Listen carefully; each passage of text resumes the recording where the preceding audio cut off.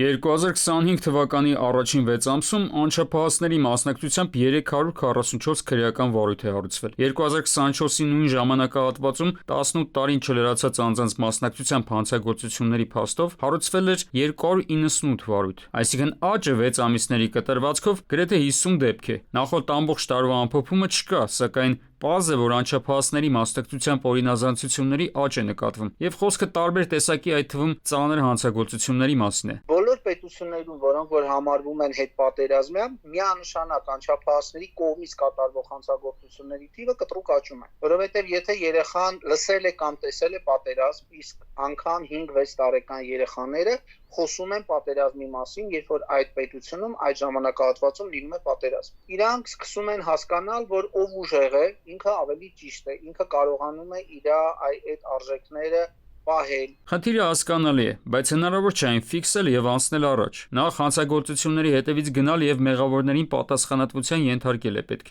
Իսկ այդ գործում իրավապահների դաշնակիցները բավականին քիչ են։ Վստահությունն այս համակարգի նկատմամբ ցածր է, այդ թվում այն օղակների կողմից, որոնք պետք է օրենքի պահապանների հետ մեկտեղ մեջք-մեջքի պայքարեն անչափահասների մասնակցությամբ հանցավորության կանխարգելման համար։ Եթե կան այնպիսի իրավիճակներ, որ ուսումնական հաստատությունը չի տեղեկացնում իրավապահ համակարգին դեպքի մասին, սա ոչ թե պիտի գովաբանենք, ասենք, որ շատ լավ է, այ պետք չի այս մասին բարձրաձայնել իրավապահ համակարգին, այլ հակառակը պիտի ռեակցիա լինի։ 2025 թվականին Հայաստանի ուսումնական հաստատություններում անչափահասների մասնակցությամբ արձանագրվել է մտահոգիչ 91 դեպք, որոնց թիվը 2024 թվականի համեմատ ավելի քան կրկնակի աճել է։ Ըստ էության դեպքի մասին իրավապահ համակարգը իմանում է կամ օպերատիվ աշխատանքի առումով, այսինքն նույնիսկ հայրը կամ տղան կամ մայրն ասում են, որ վայր ընկնելու հետևանքով է միջադեպը եղել, բայց բնականաբար մենք բոլոր դեպքերի հետևից գնում ենք։ Եվ սրա արդյունքում է, որ պարզում ենք օպերատիվ ճանապարհով, որ ոչ թե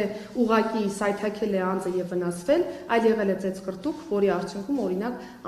մեր անչափահասը ունի կոտրված կամ հարցականով ցնցում։ Նոր օրենսդրական նախաձեռնություն է ընդունվել, որով անչափահասներին արգելվել է սառը զենքի նմանվող առարկաների, սարքերի կամ գործիքների վաճառքը։ Սա գուցե որոշակիորեն նվազեցնի անչափահասների մասնակցությամբ միմյանց մարմնական վնասվածքներ հասցնելու դեպքերի թիվը։ Մյուս կողմից, սառը զենք գտնելն այսօր այդքան էլ մեծ խնդիր չէ։ Գուցե տեղերում պատասխանատուները պետք է ավելի քիչ անտարբեր լինեն նման դեպքերի բերող երևույթների նկատմամբ։ Եթե իմանում են, որ որևիցե մի պաշտոնատար անձ կապ չունի, թե ինքը որ ոլորտում է, որ մասնագիտություն ունեցողն է, ուներ պարտականություն այդ դեպքին բռնության ճիշտ արձագանքել, ճիշտ գնահատականներ տալ, բայց չի տվել այդ գնահատականները, ինքը պետք է առնվազն ազատվի իր զբաղեցրած պաշտոնից եւ նրա արարքի մեջ զանցանքի կամ հանցանքի արկայության դեպքում պատասխանատվության ենթարկվի։ Անչափահասների մասնակցությամբ հանցավորությունը նաև արժեքային համակարգի մասին է։ Չի կարող հասարակության արժեքային համակարգը փոփոխվել եւ չգտնել դա իր արտացոլումը